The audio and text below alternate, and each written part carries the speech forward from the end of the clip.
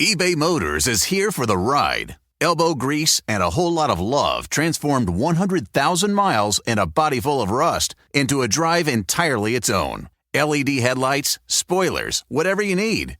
eBay Motors has it at affordable prices. And with eBay Guaranteed Fit, it's guaranteed to fit your ride every time. Keep your ride or die alive at ebaymotors.com. Eligible items only. Exclusions apply. When you're ready to pop the question, the last thing you want to do is second-guess the ring. At BlueNile.com, you can design a one-of-a-kind ring with the ease and convenience of shopping online. Choose your diamond and setting. When you find the one, you'll get it delivered right to your door. Go to BlueNile.com and use promo code WELCOME to get $50 off your purchase of $500 or more. That's code WELCOME at BlueNile.com for $50 off your purchase. BlueNile.com, code WELCOME. Hello, this is international football commentator Derek Ray, and you're listening to the Ranks FC podcast.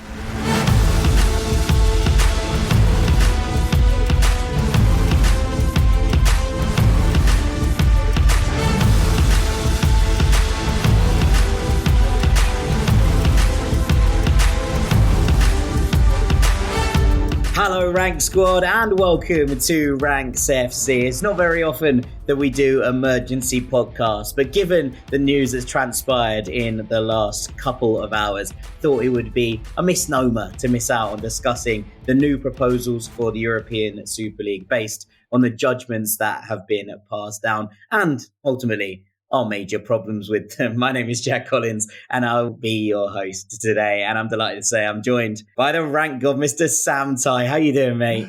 I'm good, mate. I'm good. You put up the bat signal and look who answered. Yeah, okay? Exactly. Incredible. I was like, someone needs to talk about serious bits in football. I wonder if Sam's about.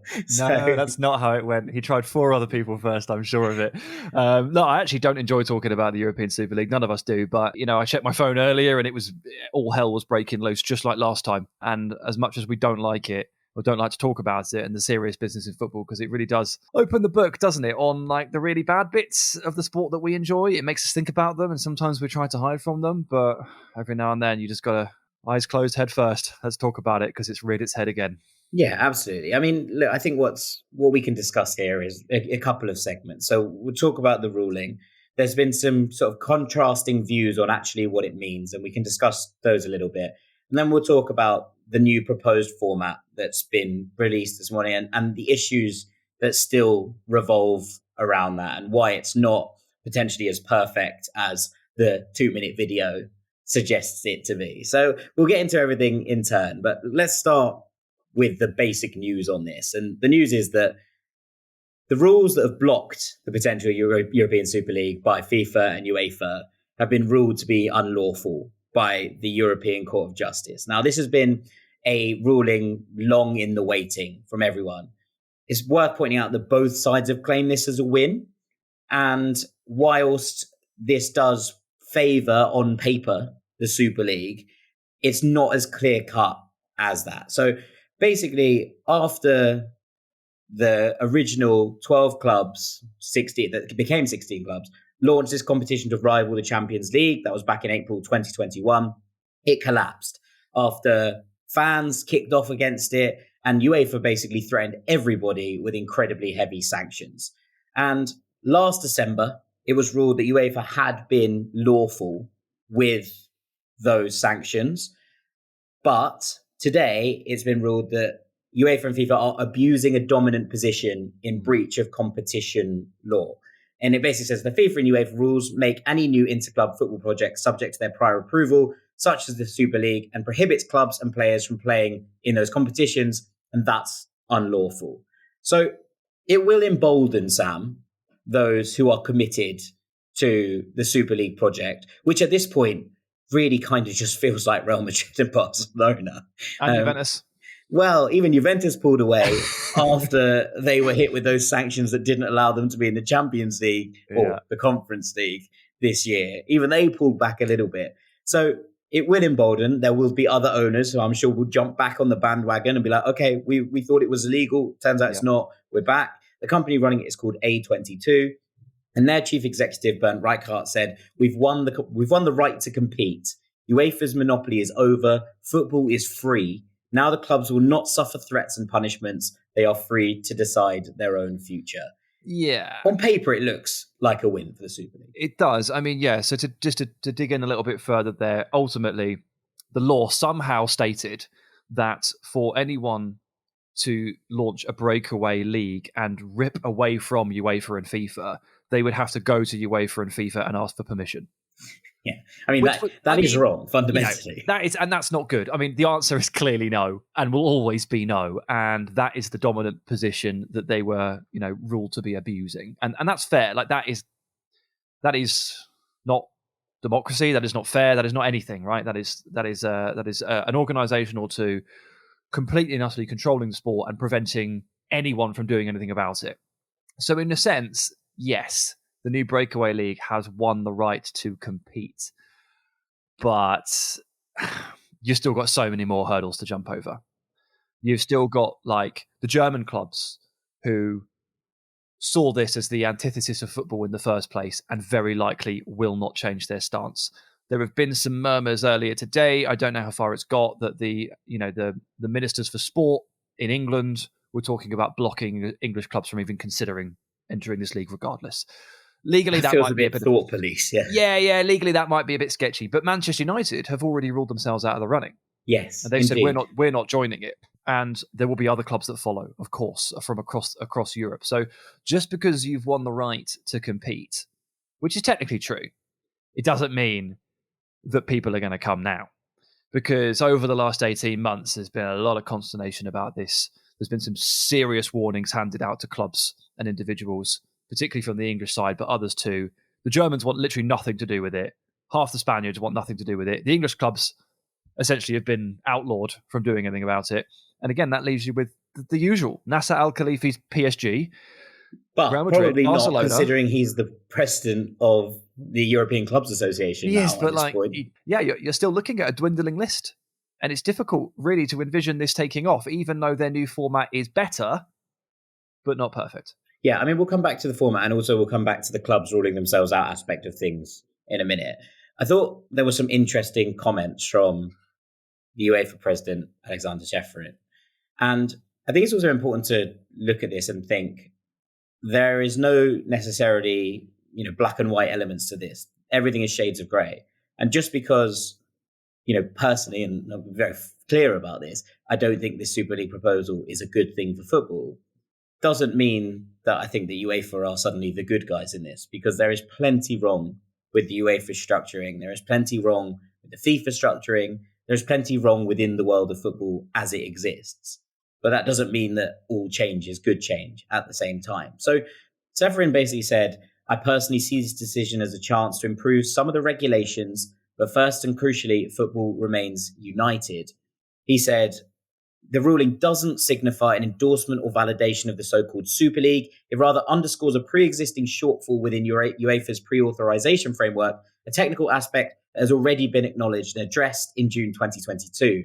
UEFA is confident in the robustness of its new rules, and specifically that they comply with all relevant European laws and regulations. And this is important because basically what's been deemed illegal is actually UEFA's old framework. They've already changed this. It's not the new framework that's about to be challenged. It's the old one that they saw this problem with and went, we need to change that before they come again, because that is going to get ruled out because it's not okay. And as we said at the top.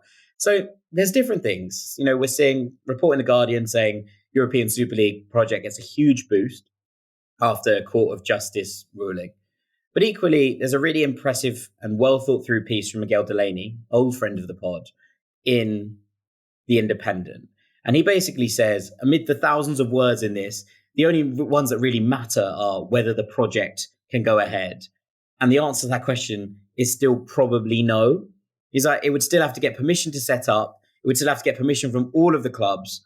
And it would still have to actually work in terms of what it is. The fact that UEFA already changed the rules on pre-authorization of new competitions basically means that this court case is not irrelevant, because there is definitely fallout from it, but it's basically a lot of noise about something that's already been changed, and there would have to be a new challenge that comes to that in order for it. So if anyone's sit here worried about the fact that this is going to come into play immediately. It's going to come into play in the next year. Suddenly it's all on.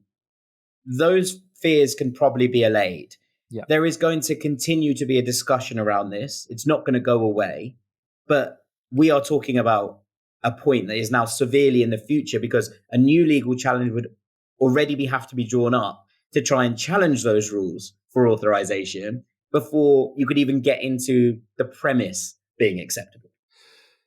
Yes, we are presumably a decade away from this at minimum, because of just how long these things take and how long legal challenges take and how much bickering and arguing there will be off the back of this, and how much agreement there needs to be between all the clubs on the format, on who calls the shots, on who's safe, who's not. Like, it's a multifaceted conversation. And when billions and billions and billions of pounds are at stake, these things take forever. So when the news broke this morning or this afternoon for some people that, it looked like the ESL had been given a real shot in the arm, I think the immediate reaction was, oh God, oh no. And I was the same.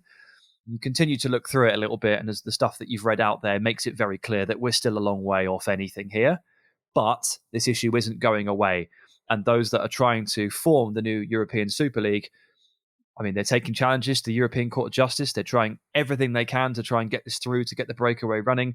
They're listening to people's complaints about the format, and they're trying to come up with a new format that fixes that and assuages concerns over those. Like, they are working in the shadows, and this will not go away, but nothing's going to happen for ages. Yeah, I mean, this is it. Miguel finishes, and we'll finish this segment with this quote. He says, the Super League has been gathering more qualified support because it's been playing into fair complaints, absolutely fair complaints. The power in the current Champions League is far too concentrated. Most of the wealth is in a few pockets of Western Europe. Clubs basically now have to be from a big city in a big country to have any chance of continental success. And even that is being threatened by the Premier League's dominance. It's obviously appealing for those outside to break that up, even if it would be very misguided to put the power of European football into the hands of the very biggest clubs, as the Super League proposes. And it takes us on quite nicely. We'll get to the format in a minute, but the actual new proposal has an immediate issue in that exact wording and that exact kind of idea, because the idea that you're breaking up this power block in the Champions League to hand it to the exact people who are in that power block is incredibly hypocritical. It is, yeah. This really is the rich, self-serving stuff. It's Juventus, Real Madrid, Barcelona, and co. complaining because they're not in control and trying to force a solution through that puts them in control. It's as simple as that. The new European Super League would be presided over by Florentino Perez, Joan Laporta, Joan Laporta, all those guys, Agnelli, whoever it is. It will be run by the clubs that will end up in that top 16. The clubs that will end up untouchable and safe will be the ones running it. It is an incredibly self-serving idea. That is the way football is, of course. We can't really get away from that. And while you're right, UEFA is not perfect, and we have our gripes with it. And again, you have to be careful we have to take the care and make sure we say this, because a lot of people say to people like us, well, you support Premier League clubs. Of course you don't like this, but actually it's what's been happening in your league. And to a point, to a degree, some of those criticisms ring true. But people assume that we're okay with everything that's happening with UEFA and how the Premier League's running. We're not. We also think that that's flawed or problematic. Yeah. I mean, I support Fulham. We're not in European competition. It doesn't really affect us. Jack doesn't have a horse in this race. Yeah, exactly. He really doesn't. He really doesn't, and he's still bothered by it. So a lot of people from afar assume that English people, or Prem faces, as some people call us, of course we feel threatened by this. This is what the Premier League did to others. Yes and no. Domestic football and international football, European football, are different kettles of fish. Domestic football is really, really important to England, and the pyramid is very, very important. And while obviously we don't like it when oligarchs come in and sweep the league aside with oil money, none of us like that, apart from some of the fans that support that specific club. But the rest of us absolutely hate it, and we don't want to see it happen again. And we don't want to see that power concentrated with the clubs, because while UEFA is flawed and FIFA is flawed, at least it's somewhat detached and somewhat decentralized, rather than the president of Real Madrid owns football. That's not healthy. No, I don't think that concentrating the power in the teams that are already at the top of the pyramid makes any sense. When you're ready to pop the question, the last thing you want to do is second-guess the ring. At BlueNile.com, you can design a one-of-a-kind ring with the ease and convenience of shopping online. Choose your diamond and setting. When you find the one, you'll get it delivered right to your door. Go to BlueNile.com and use promo code WELCOME to get $50 off your purchase of $500 or more. That's code WELCOME at BlueNile.com for $50 off your purchase. BlueNile.com, code WELCOME. Let's go on to the format because there are question marks about that. And then we'll come on to the clubs who have ruled themselves out because I loved Atleti's statement. I thought it was very, very interesting to see what they said. But basically, the new format from the ESL was unveiled as soon as this ruling dropped. They were very, very quick on the buttons to suggest, we're back, we're happening, it's on. Yeah. And they've presented a revamped structure, which is supposed to, and they mentioned this numerous times, talk about a competitive and dynamic football landscape across Europe based on sporting merit. I don't think they could have said sporting merit any more times in the video. So 2-minute video, but they get it in 4 times or something like that. So it's a pan-European pyramid, 3 tiers. Star League, which is effectively the Champions League, the Gold League, which would effectively be the Europa League, which would both have 16 clubs in them each, and then the Blue League, which would have 32 clubs, which is effectively the Conference League. And the way that it works is basically the 16 teams in the top 2 leagues would play in little leagues of 8 against each other. And then there would be a knockout round. Home and away, 7 games home, 7 games away. So 14 total games. Guaranteed 14 games. I wait and obviously it's a little bit different if clubs have ruled themselves out. But I'm yet to see a manager who's been complaining about fixture congestion suddenly speak about the fact that this is not a thing. Now, obviously, we're talking theoreticals, but it does intrigue me as that. And basically, 2 teams would be relegated from the top Star League to the Gold League every year. The teams that come bottom of each of the 2 leagues. Yeah, and then the 2 finalists from the Gold League would be promoted to the top league. There would be 2 teams relegated from the Gold League to the Blue League and 2 teams promoted from the Blue League to the Gold League. And only the top 12 in the Blue League would stay in the competition. 20 teams would drop out, and those teams that replace them would be the ones that have earned their space through European qualification places in their respective leagues. Now, we don't know how that would work in terms of who was given what and which teams were able to qualify, if there was a limit on any sort of, if there are already, say, 6 Spanish teams across the league, can then a 7th Spanish team qualify even if they finish first in the division? No real steer on that. There's no real steer on where those teams would be coming from in terms of all of the different national associations. And let's be honest, by the way, they don't know either. No, of course There's not. no way they've thought about this. They don't care. They haven't thought about the Icelandic champions being able to get into this league. What happens to Ludogorets? What's their seeding? They don't know. They haven't thought about that. So it basically reduces the number of teams in these competitions. Obviously, right now, we have a Champions League, Europa League, and Conference League format. There's already been tidied up. It's already been made smaller. The Europa League used to be absolutely massive before they put the Conference League in. There are clubs from across Europe represented in those competitions with a structure that gives everyone on paper a chance of qualifying if you finish in the right positions or win the right trophies within your domestic setup. That's not been explained. But the problem is that if you have a system like this with 16 clubs in the top league and 16 in the second league, let's just use this year's Champions League as an example, Sam. And we'll say there's 32 teams in that competition. Let's use them as the teams that would make up tiers 1 and 2 right now. Now, we don't know how that would pan out in terms of who was where, but let's assume that the teams who were originally the biggest clubs in this are going to put themselves in the Star League because they've come up with the concept, which is basically what they did to begin with. Yeah. For example, if Barcelona were in the top league and this season they finished outside of the European places, they wouldn't drop out of that Champions League equivalent, the Star League, unless they were relegated, one of the 2 bottom teams in this 16-club format. Yep. They'd have to finish bottom of a group of 8. They'd have to finish bottom of a group of 8, and then they'd have to finish, the season after, they'd have to finish bottom of another group of 8 at a lower tier, and then they'd have to finish outside the top 4 in the third tier in order for them to drop out of European competition, even if they finished, let's say, 6th in La Liga, even if they dropped out of the competition completely. And you use Union Berlin as an example, and I think it's a fair one. Yeah, Union is an even more egregious potential example here, because they obviously qualified for the Champions League this season off the back of a league placing last season.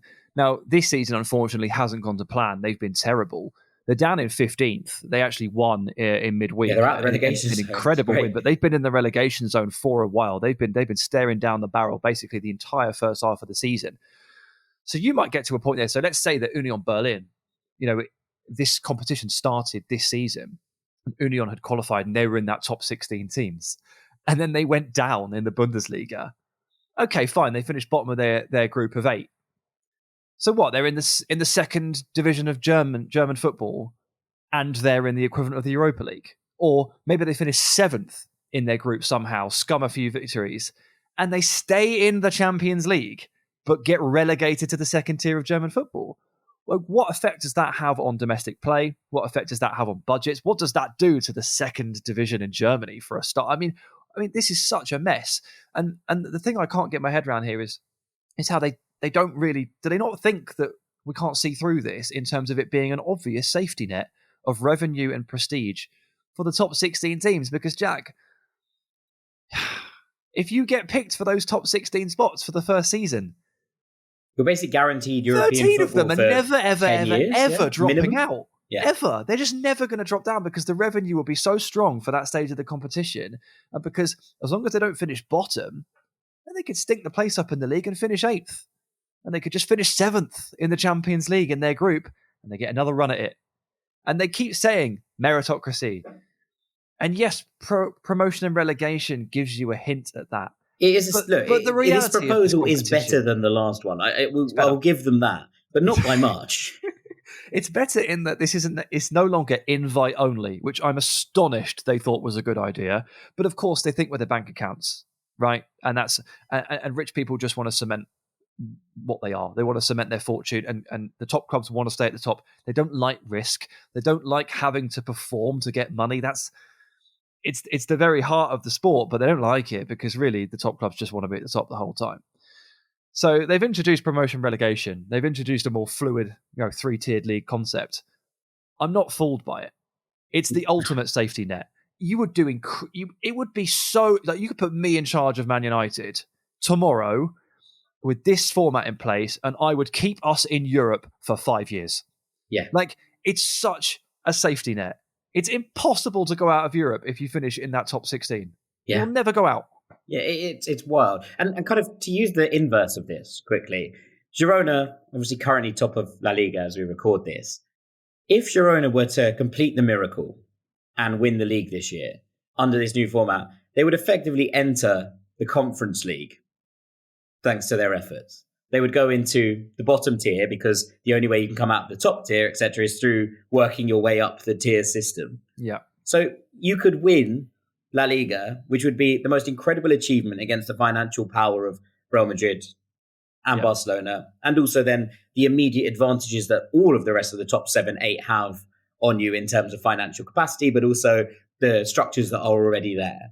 So the fairy tale would effectively get you to the Conference League. And if you finished outside the top 12 of that Conference League, you would then immediately drop back out of Europe, as opposed to a team that could finish 5, 6 places below you in the league twice and still end up in the top tier of European competition. That is not meritocracy. That is protectionism.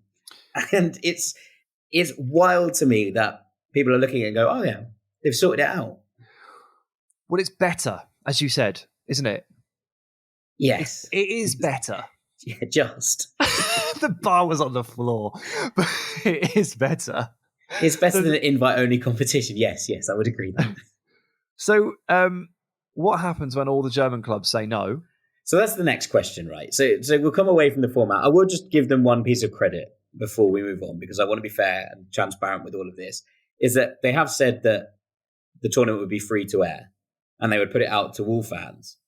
And that is in itself a good thing. And I think that is to be commended. It is a little bit bread and circuses. And I will say that just be like, oh, we'll make it free to watch. Everyone's gone, fine, let's do it. And I think it's covering up for a lot of the other inadequacies that are below that on the mark. But it is something to be said and commended because it is a good idea. I think it probably it shows you where their head's at in terms of the marketing and the market research, because the two things they're really keying in on here are they think that there's not enough free-to-air football in this world, which is true. Mm-hmm. We reluctantly pay exorbitant prices to watch football because that's what we want to do. There are some people, mostly young people, that can't afford to do that. So they're ticking a big box there. They're getting the young people on board because it's free-to-air. And then the other thing they think is they think that people want to see these matchups, Liverpool versus Barcelona every week, because the excitement levels around these games when it comes to the Champions League knockouts is so fierce that they think this is the future, and no one wants to watch. They probably pull the example. No one wants to watch Man United Bournemouth. That's a one-sided result. True, in Bournemouth's favour. But that's what they think. So they think, people want to see these games. The magic of these games is that they come around infrequently. Yeah. And it's what makes them special occasions. Because you don't get to play Barcelona very often. If Christmas was every day, you'd get bored of Christmas.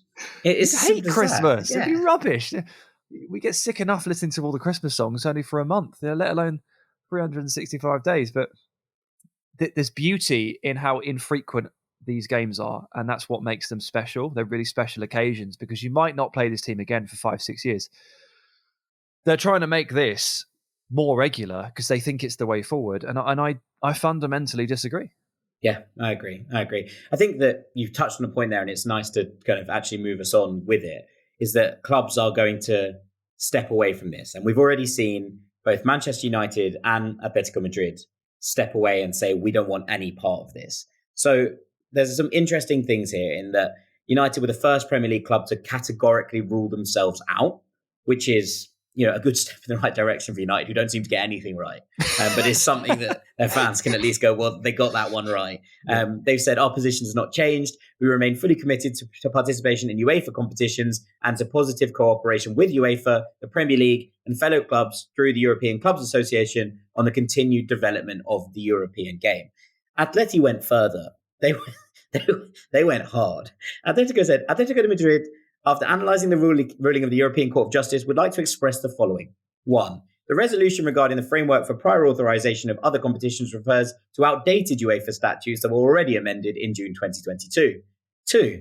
The European Club Association, ECA, and UEFA have established a partnership that renders the consideration of UEFA as a monopoly meaningless. Through agreements within this joint venture, clubs decide 50% on the sale of sponsorship and television rights, revenue distribution, and competition formats. And 3.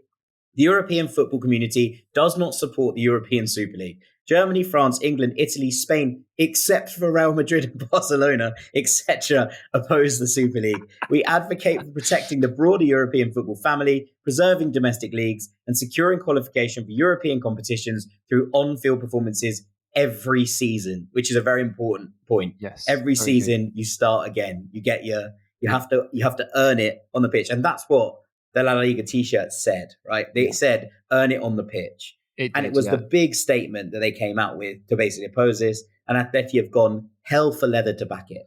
But they say that there about Germany, right? And Germany's the interesting one because so many of these clubs are 50 plus 1 owned.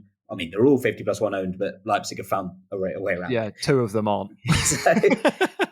But those clubs are just not going to sanction joining this league. So to your earlier point about teams not playing each other, this is the key element, right? That's not what's going to happen. It's going to end up in a schism. If it ever happens, there's a schism coming. So just to touch back on what you were talking about a minute ago, obviously this is a fast moving story as we talk about it. It's currently like 3:30 UK time on the Thursday, and we knew that Atletico Madrid had ruled themselves out publicly at the start of when we were talking. In the time since, quite a lot more clubs have ruled themselves out. Man City being one of them.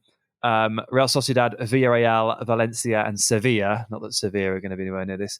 Bayern and Dortmund. And I'll make my apologies now to Nasser because PSG and Monaco have both said no. Inter and Roma have both ruled themselves out, and also so have Pescara and the first reply on the tweet that I'm reading said, "Who invited Pescara?"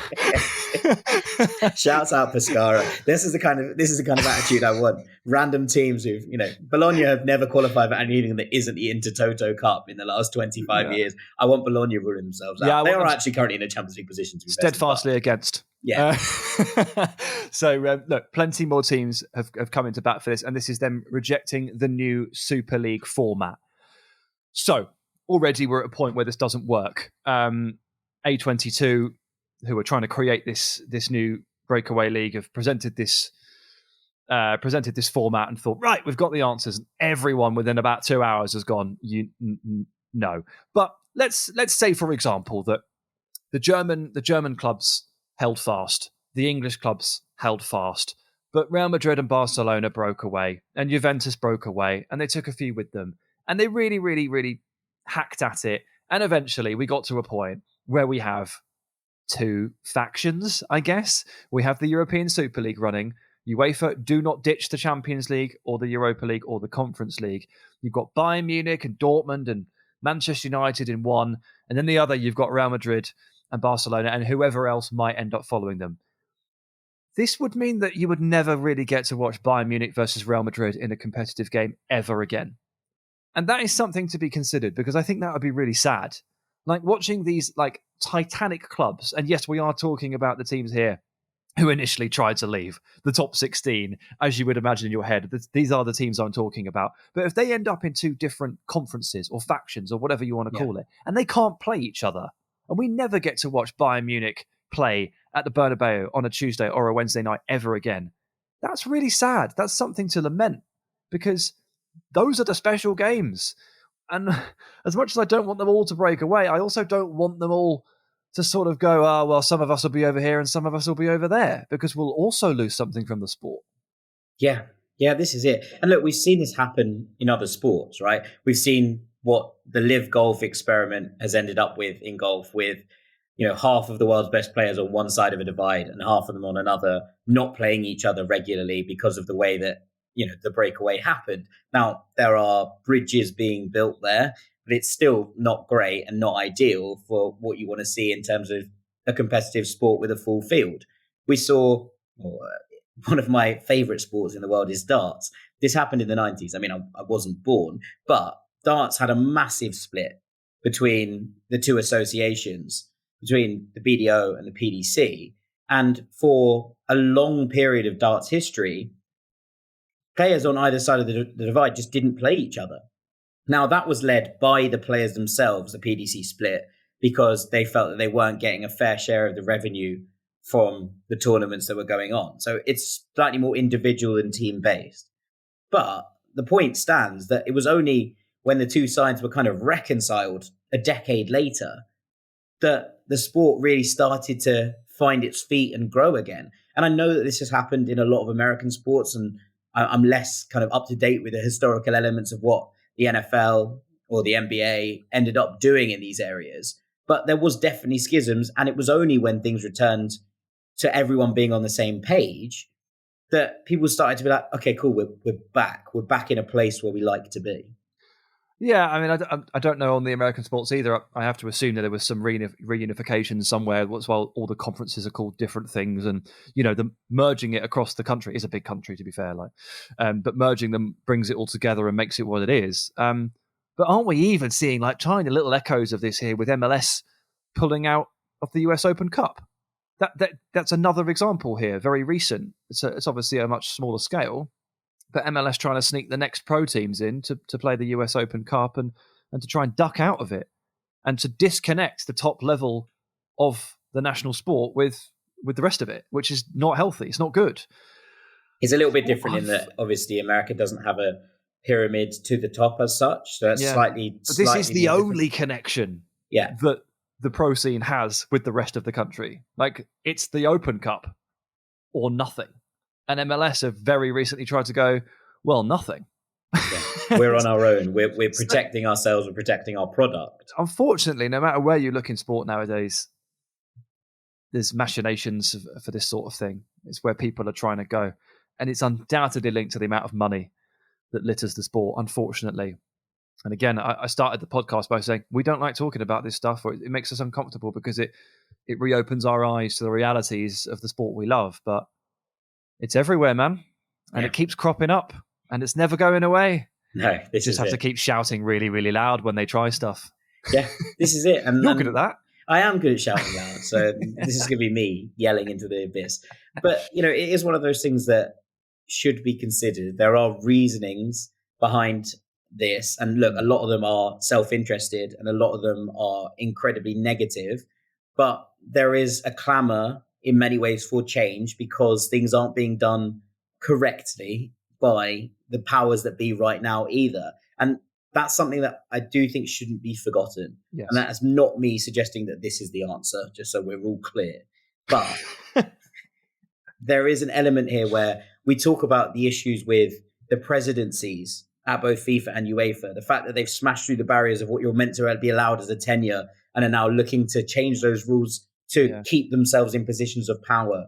We're looking at lots of different things within this setup that are very uncomfortable. Apparently the voting process for World Cups and stuff now is not, don't worry about it. Don't worry about the voting process. We'll just give you we'll give you that one. It's fine. So that's they're tapping into the, disillusionment, I suppose, with these two top tier competitions or top tier organizations in order to try and force something else through. But whilst you shouldn't lose sight of the fact that change is needed dearly at FIFA and UEFA, that change for the sake of it and to put it in the power of people who arguably have even more self-interest at heart is probably not the answer either.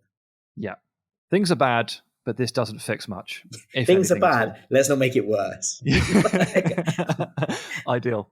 Absolutely. And with that, I think it's probably time for us to call it a day. I wanted to do a quick one, just talking about all the machinations that are going on here and why people are thinking about them, why people are talking about them, and give some opinions on what's good, what's bad, what's changes to be accepted, and which ones are to be resisted at almost all costs. And with that, all that's left for me to do is say thank you very much to the Rank God, Mr. Sam Tighe. Oh, thanks for having me back on such a cheery afternoon. I thought you'd enjoy getting into the muck on that one with me. I've been Jack Collins, Knave of Hearts. This has been Ranks FC. Thank you so much for listening as ever, and we'll see you very shortly, gang. Take it easy. Peace.